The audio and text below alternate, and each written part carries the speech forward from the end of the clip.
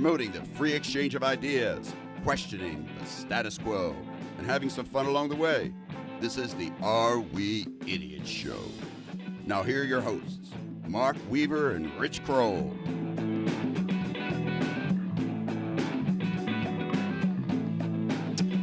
Thanks again, Grammy, for that intro, and hello again, everyone. Welcome to another edition of the Are We Idiots Show. We are your hosts, Mark Weaver and Rich Kroll. Hey, Weave, are we ever going to have Grammy do the intros live in the studio here? You mean I wasn't live? I thought he was I'm calling sorry. in. He's in the back booth like Robin Quivers. Yeah, he's running the board. I never see him. No, By we the should way, try that one day. We should. By the way, great to see you.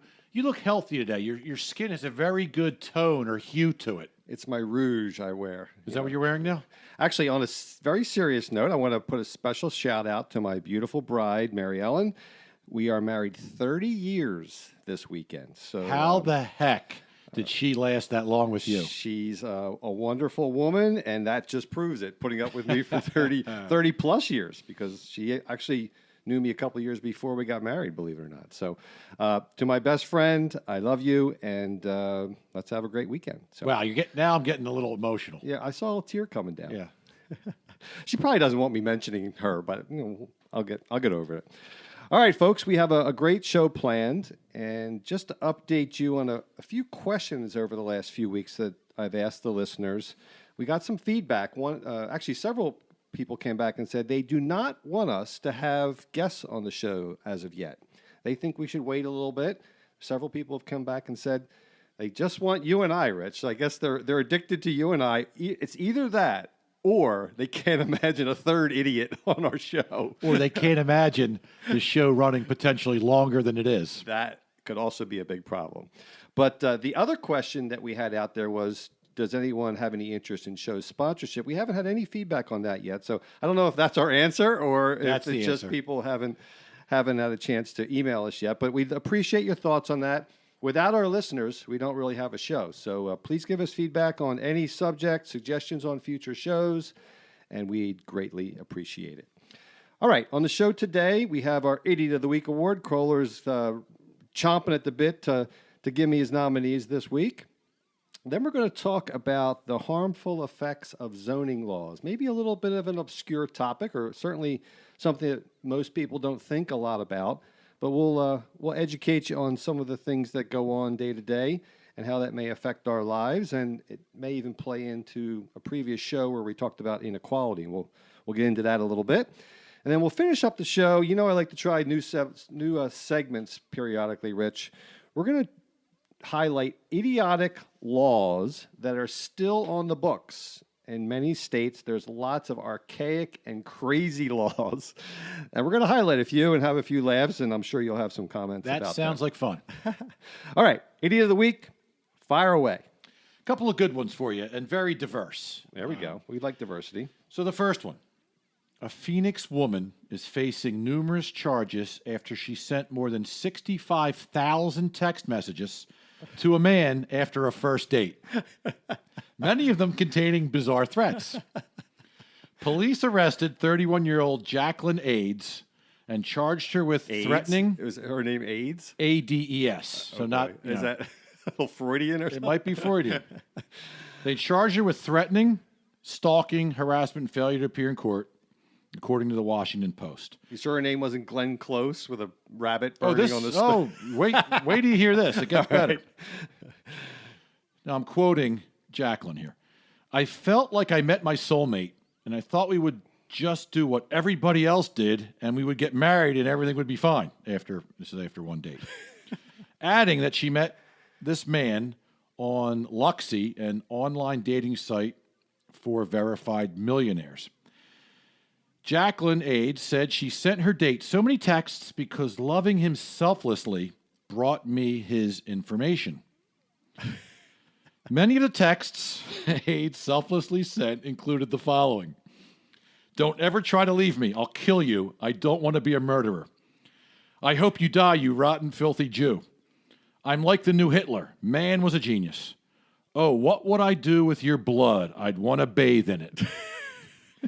I won't be ignored, Dan. Last month, she broke into the man's home, took a bath in his tub, and she showed up at his work pretending to be his wife. She acknowledged that sending 65,000 texts seemed like a lot, but she added, love is an excessive thing. I mean, how long does it take to type out 65,000 texts? Or was she just like hitting, over and over, like, I love you, I 500 a love day. you, I love No, they were individual texts, 500 a day over into 65,000. And her favorite movie was Fatal Attraction. We all know that. Okay, this is scary, and I'm glad I'm married 30 years and not dating online. Okay, next nominee. A viral video showing a Kodiak bear eating ice cream at a Canadian Dairy Queen drive-through window has led to criminal charges for the owners of the zoo where the bear resides.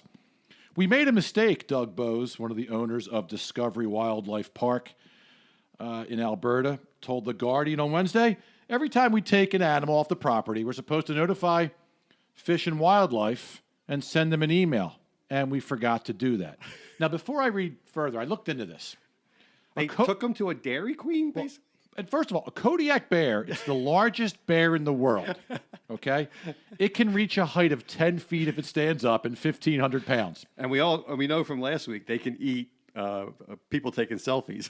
Very quickly. They put this largest bear in the world in the back of their SUV and went through a Dairy Queen drive-through. There's more. Bose and co-owner Debbie Rowland are now each facing charges related to the bear named Berkeley.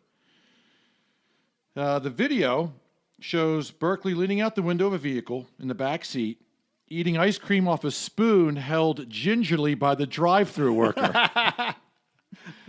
ZooCheck Canada, an animal welfare group that monitors zoo conditions, told CBC that Discovery Wildlife Park had previously faced multiple violations relating to safety and living conditions for the animals.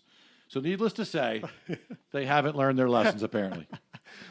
Well, for one, you got to send me that video because I will crack up watching a Kodiak bear nibble ice cream off a spoon of a drive-through window. Who's crapping his pants, by the way, while doing it. Oh, man. So, the internet is made worthy by animal pictures and animal videos. So I am going to select this Kodiak bear and his zookeepers, I forget the name of the park, as the idiots of the week because I don't want to encourage women or men, psychopaths that are dating online to be harassing people. So I don't want to encourage that behavior by paying them.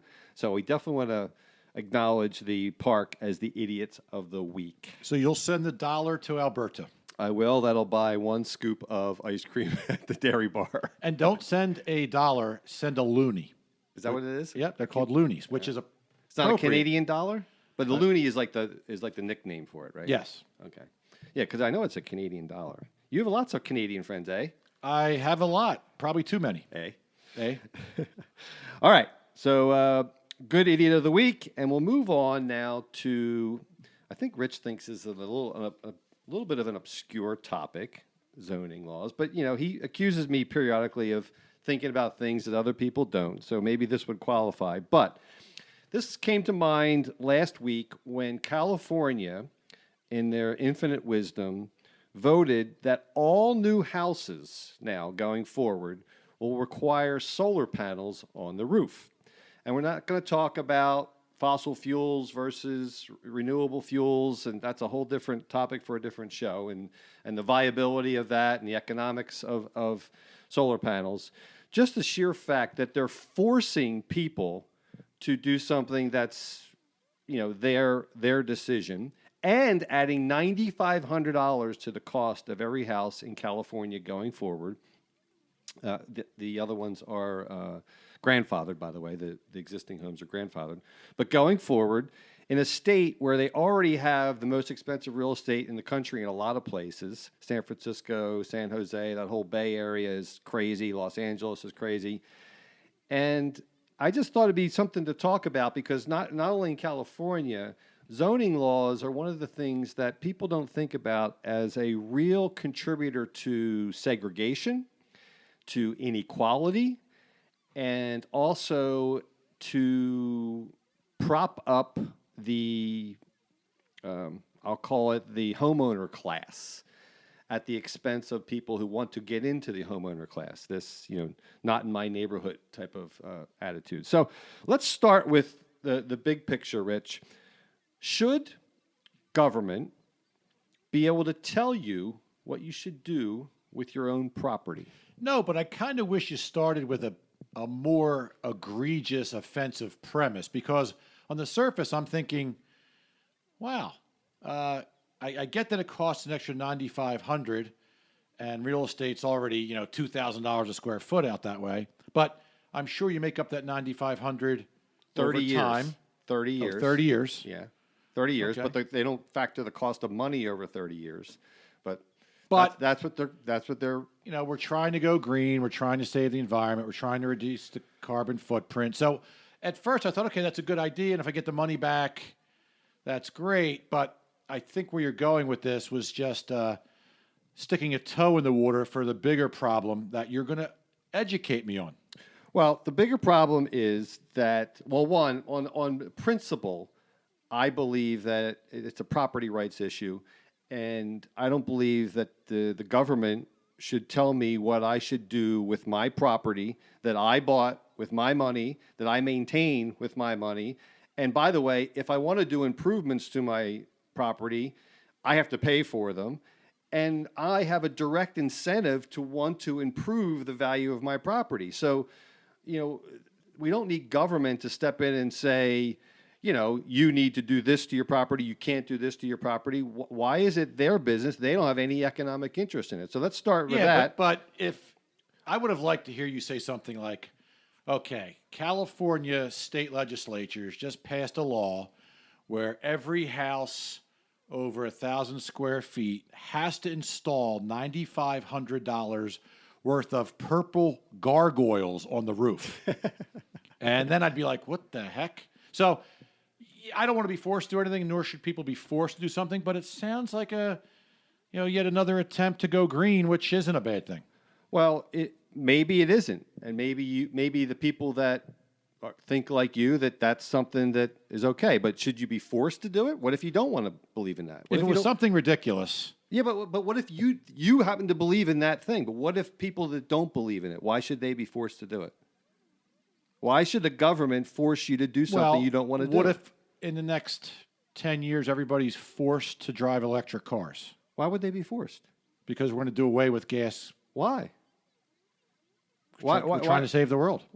Well, first of all, if you've done any research on this, I have. The cost of fueling an electric car is actually greater than that of a carbon. Yeah, but I'm just saying, I think, listen, we all have habits. Combustion engine, sorry. Thank you for your apology on that. No, I'm thinking, we do a lot of excessive, wasteful stuff, and if the government starts making me do positive things like not flushing the toilet 10 times to save water, or driving electric cars, or putting solar panels, I think it's not a bad premise, but that's not the point of today. The point is to really go where this is a problem with zoning overall. So I think you and I would have another great debate on forced issues to save the planet. That's a different topic. So you happen to agree with this particular one, but what if there was something you didn't? I guess we'll never solve that, but the point is that I don't think government should tell you this is not a safety issue. This doesn't affect anyone else. You should have the right to do I agree. You should have the right to choose. Right. But at least it's not a bad one. Well, $9,500 seems like a bad one to me. And by the way, we don't even know what's coming next. If they feel they have the right to do this, what could be next? But if you're already paying $500,000, $1 million, $2 million for a house, $9,500 is a rounding error.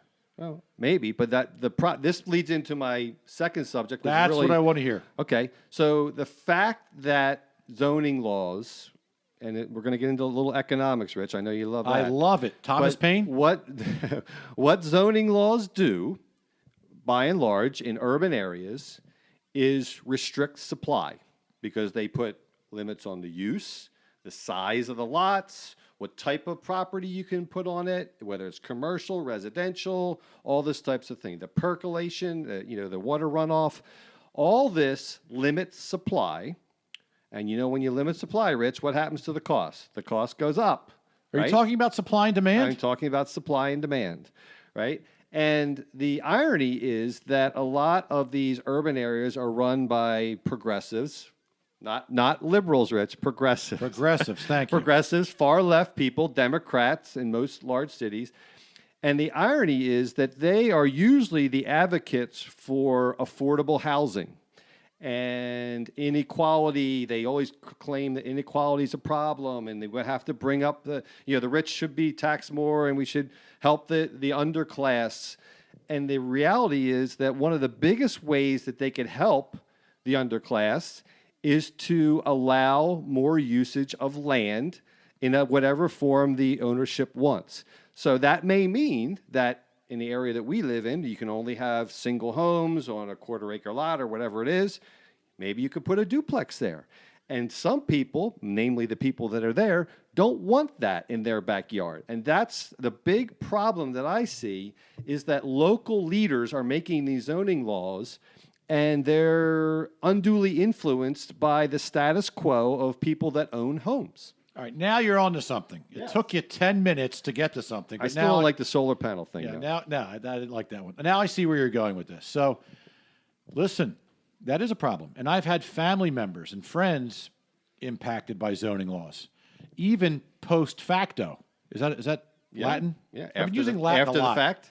After the fact. So that's a bigger problem. Hey, by the way, that $30,000 addition on your house is not constructed properly or legally, and you got to tear it down and redo it. Really? Stuff like that. Did they not get it approved first? Is that what happened?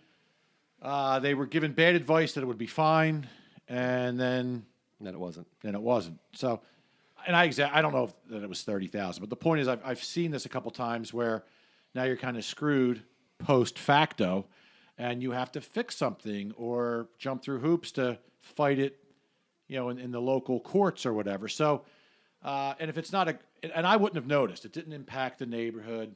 There's another example I can't get into with my sister and my brother-in-law because it's kind of still going on. But you look at what the zone, it's almost like someone's trying to justify their job.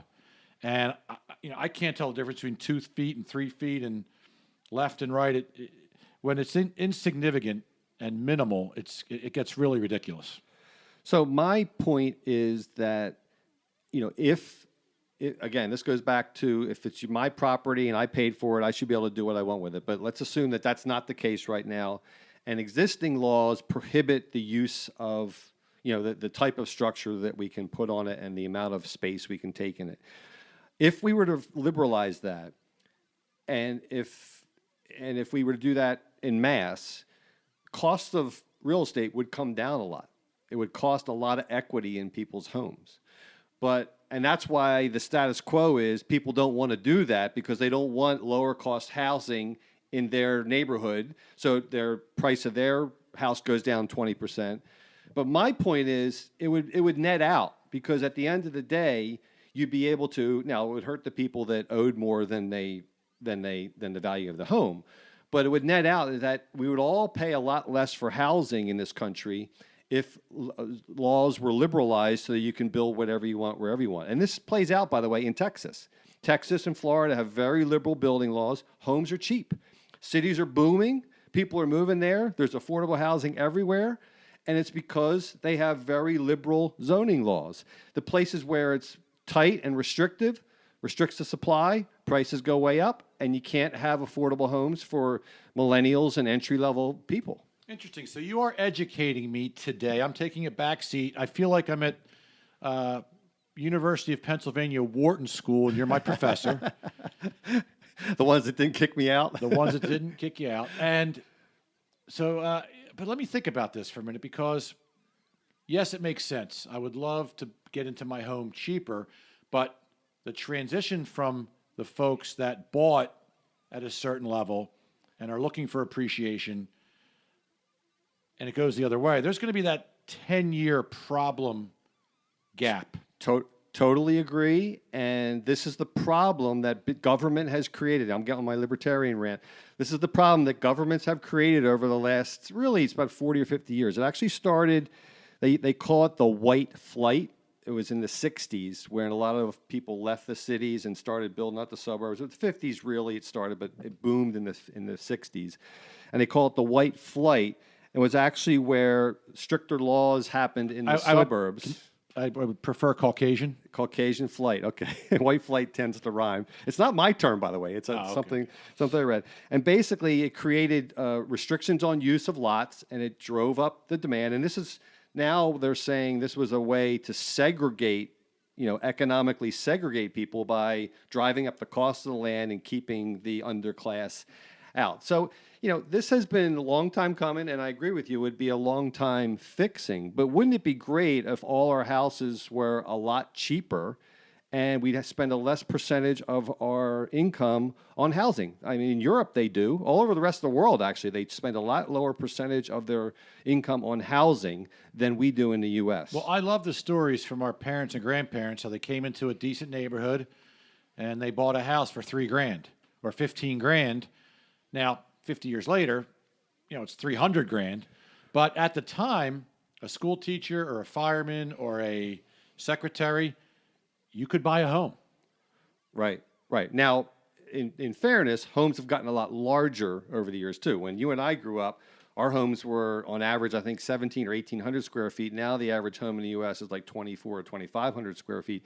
So it's not a direct comparison. And if you look at the long-term data in real estate, and my wife's a realtor, she probably doesn't like me saying this, but real estate is really not a great investment. Not anymore. It's a forced savings vehicle. But if you add up all the costs of taxes and repairs and maintenance, the real estate barely beats inflation over the long term. And, you can get lucky in Silicon Valley right now and regionalize, it could do really well. But overall, it's not really a great investment. You could do 4 times as good over the long haul in the stock market. Four times as good or four times as well? 4 times better, four times as well. I don't know what the proper English is there. But remember, it's hard to break a pattern that was very long-standing. Real estate was a great investment for 250 years. Or whatever. I know there was ups and downs, but for the most part, it really wasn't, though. It really wasn't. Over the long haul, the stats don't back that up. I will say that. Here's my other gripe about real estate. You have more? Why does the government incentivize real estate? So we talked about it with the zoning and how it's protecting the people that own real estate and protecting the values. But there's other ways. The government incentivizes home ownership by the Fannie Mae and Freddie Mac, so they subsidize the mortgage market. They buy 90% of the mortgages, so that therefore keeps the mortgage rates down. If it was a free market, mortgage rates would be a lot higher than they are now. So they're incentivizing people to take out a mortgage, and you can deduct your mortgage interest on your taxes. So why should the government be in the business of subsidizing homeowners? I'm going to say, you tell me. Why is that? I don't know. You don't have an answer? I disagree with it. I thought you were going to hit me I disagree with it. And I'm talking my book because I own a couple of homes. My wife's in the business. So I'm speaking against my own pocketbook when I say this. And it's not going to change because, again, it's vested interests that lobby, and it's corporate welfare that lobby Congress. And this has been going on since World War II. They've been incentivizing home ownership. And it's always like, well, it's the best investment you ever make and all this kind of catchphrases. But the reality is that the government shouldn't be picking winners. Well, I thought you had an answer, actually, to why they're doing it. No, I don't. I don't know why. I mean, other than vested interest and lobbying money, that's probably the reason, which is the reason why the government does a lot of stuff. It probably goes back to Woodrow Wilson and FDR, a chicken in every pot, where creating the American dream and the incentive to build the country, you wanted everybody to have their own home. So I'm sure there was some of that lingering from the late 1800s, early 1900s. Don't get me wrong. I like owning a home, and I would choose, even if it was a net loser financially, I would still choose to own a home over renting. Did you just call me a net loser? We could both be called that. I would still choose that because I like the ownership aspect of it. The old saying is, no one ever washes a rented car, right? So I like to take care of my things, and I like that aspect of it. But I just don't think the government should be in a place where they're providing an incentive for a certain way of life. Am I libertarian crazy again? You're libertarian and you're crazy, but you make a lot of good points. I've told you over the years, you're getting me to become more and more libertarian. So clearly, you hate the government, although we still have the best government in the world. That's the scary part. Think about that. Yeah. There's that is so scary. much wrong. Here's another example with the government, yet we have the best government in the world, or top three. Right, and I actually agree with that. Even though I'm a cranky, whining, complaining person, I still think that our government is the best. But that doesn't mean it's anywhere near perfect. That doesn't mean we shouldn't try to make it even better. And So that's my aspect. how do we even attempt Well, to I fix think, this one? Well, in our little way, Rich, our little show is trying to highlight some of these issues that people probably don't even think about much. So we're doing our little part to make people aware that, yes, you're getting subsidized by the government to be a homeowner. Yes, your mortgage deductibility of interest. Have you ever thought about why you're able to do that? Have you ever thought about why Fannie Mae and Freddie Mac buy 90% of the mortgages out there to depress mortgage rates? People don't think about this stuff, and the zoning laws are helping prop up the value of your property by preventing low-cost homes being built around you. So we're net receivers if you're an existing homeowner. I'm starting to feel bad about myself. We're getting a lot of help. I'm wondering, We're vested interests. how many people start listening to this show, they get an education on something they're not familiar with, but then they feel miserable when the show's over. Well, I hope not. I hope they feel enlightened and entertained, and maybe they'll go out and repeat this to one of their friends. That's all we want. That's all we do We're want. enlightening. We're the enlightenment group. All right, final comments before we move on to our final segment. This was interesting. This is not an area I'm an expert in by any means, and you know more about this than I do. You educated me today, although now I feel sad that I'm That an we're American. net takers. That we are net losers too. I'm a net loser. No, we're net takers. We're winners. We're receiving from the government all these benefits because we're homeowners. Which ultimately hurts us in the long run. Hurts the government. Yeah, it Which hurts hurts the us. deficit. Yeah. Right, Yeah, so- I agree. All right, so we're going to move on to our next segment, and this is a fun little one I call Idiotic Laws on the Books. And this will give Rich a chance to editorialize about this great land of ours. But I'm going to actually read Rich some funny, hopefully, some funny existing laws on the books, and we'll get Rich's take on it. So we'll start with one very simple and very easy. First cousins are allowed to marry in Utah only if they are over 65 years of age. Where do I begin? You were going to say West Virginia? You thought they were going to... I thought it could have been West Virginia, possibly the Great White North. Very I far up. really have always admired you, my cousin, but we got to wait till we're 65. I mean, is that the creepiest thing in the world? I guess they figure There's these no people, procreation going on, I well, guess. you can't procreate. I bet you that's part of it. Yeah. And that they're so old and senile that they won't even know what they're doing, so it doesn't matter. Gosh, back in biblical times, how did the world get started with Adam and Eve? Sisters and brothers and cousins. That Brigham Young, he has some explaining to do on that one. A lot of explaining to do. All right, on a similar vein, in Kentucky, Rich, after 3 failed marriages, it's probably time to tell each other goodbye. Kentucky is helping women make smarter decisions by making it illegal to marry the same man a 4th time. The same man, not just getting married a 4th Now, time. you can get married as many times as you want. You just can't marry the same man 4 times. So they're saying, are you sure it's not West Virginia as well?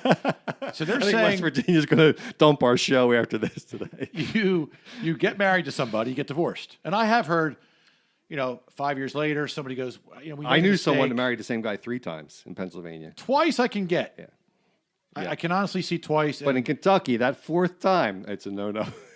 It's smart. Actually, smart advice. All right, we'll do one more marriage one, and then we'll move on. To facilitate weddings for servicemen and women who may be abroad, weird marriage laws exist in California, Colorado, Texas, and Montana to allow marriage by proxy, which means either the groom or the bride can have someone attend the ceremony in his or her place.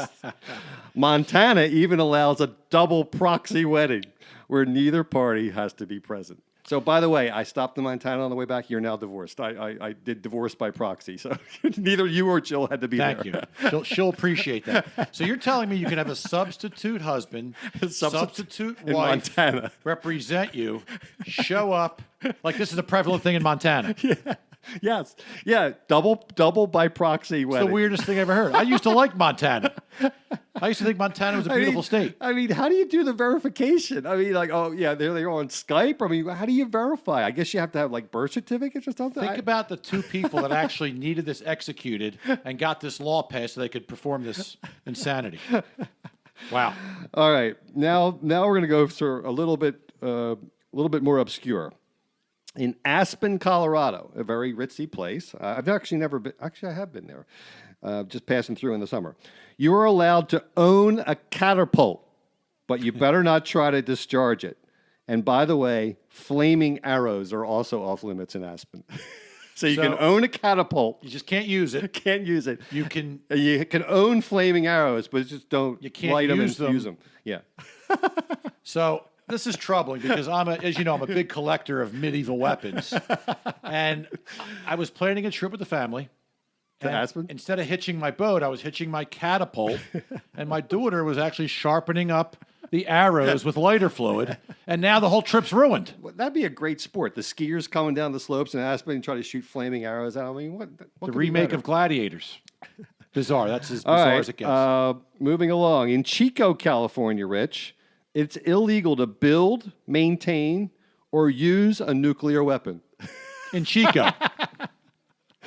But just The law began in the 80s as a serious anti-nuclear statement, has taken on a second life as an internet joke, mainly due to purported consequences. In addition to self-annihilation, the infraction also carries a $500 fine. But here's why nobody is worried about it in Chico, because you can just go 5 miles north to San Luis. St. Louis Obispo. And Louis Obispo? You're allowed to own and manufacture nuclear weapons. Oh, okay. So Well, that's why no one's worried about it. Yeah, because you can just move. you can just move. Except for those darn zoning laws. They probably don't allow it there. You know, California, the zoning laws, we've talked about The that. 30,000 square foot warehouse to build it is a problem. All right, well, we'll end on these two quickly. Idaho is the only state to have an active ban on cannibalism. So technically, it's not a crime in the rest of the nation. Cannibalism in Idaho is defined as the non-consensual consumption of another human being. Meaning, I guess if you Against my will. if you get consent, you'll feel free. You know, this reminded me, I was on a date once, and I don't know. Is this TV 14? well, no, I, all of a sudden I noticed some pressure and pain in my toes, and my date was nibbling on my toes. She bent over to pick up her napkin, and next thing you know, She was hungry. I didn't realize she was an Aborigine. that was non-consensual. It was not. I didn't want it. I didn't want her to eat my foot, but it was legal because we were not in Idaho. All right, last one. And this is in Galesburg, Illinois. A city law strictly prohibits fancy riding of a bicycle. Fancy riding. Fancy riding is this particular riding with both hands removed from the handlebars, both feet removed from the pedals, or any acrobatic shenanigans. They actually said shenanigans, acrobatic shenanigans. Fancy. I don't want to ride Well, fancy. I thought, now, I don't see why that's a problem. I was actually liking this law because I pictured somebody in like an Alice in Wonderland 4-foot blue top hat with an ascot and a pink, orange, and fluorescent yellow overcoat with platform shoes with goldfish in the heels, like we used to, That's you and I very used to fancy. wear back in the 70s. That would be fancy riding, and I don't approve of that type of riding. I had one story of my fancy riding when I was young. I used to do wheelies all the time. I had a red bike with a banana seat. And one time I did a wheelie and would ride, and I picked up the bike, and the front wheel just kept on going. And I came down on the fork and went flying over the handlebars. Ouch. Got very fancy riding, got hurt. So you would have been arrested. I would have been in Illinois, in In Galesburg, Illinois. You would have been arrested for that. I would move. have been arrested for fancy riding. Okay, so we have to wrap up the show. Richie, any final comments as we wrap up our 14th edition of the Are We Wow, Idiots Show? 14. Look, you're the economics expert, so I'll just say yes, I agree with whatever you were rambling on about earlier with zoning laws. And I like that segment. Those obscure, crazy laws were fun. You're getting better every week. And don't worry, we'll bring back the Kroller Wiki. He keeps passing me notes. Do the Kroller Wiki Well, again. people are bugging me. All right, so next week, folks, make sure you tune in. And I don't know if you read the news this week, but the Supreme Court passed a law, made a decision, I guess, passing the law to legalize sports betting across the USA. It was a New Jersey ruling. But this is something where next week I may not even talk a lot. Rich has a lot of knowledge on this subject. We finally found a subject you know more about than me, Rich. I mean, next week is your week. I'm just going to. This is the only one I know more. The only one. Wow. No, he's Rich. Rich grew up in an area where this was a lot more of the culture than mine, and he's going to share with us a lot about his thoughts on gambling and where this may lead. I think it should be a good subject. I think it's going to be an interesting show next week, so make sure you tune in. And as always, please remember, if what you see or hear sounds idiotic, then we're just the guys to help you sort it out. See you all next week. Take care. Thank you for listening to the Are We Idiots Show.